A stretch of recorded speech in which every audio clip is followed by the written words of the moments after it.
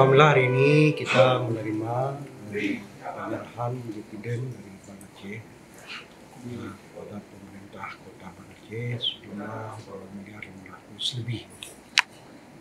Dividen ini yang kita terima merupakan bagian daripada pemerintah kota tahun anggaran 2023.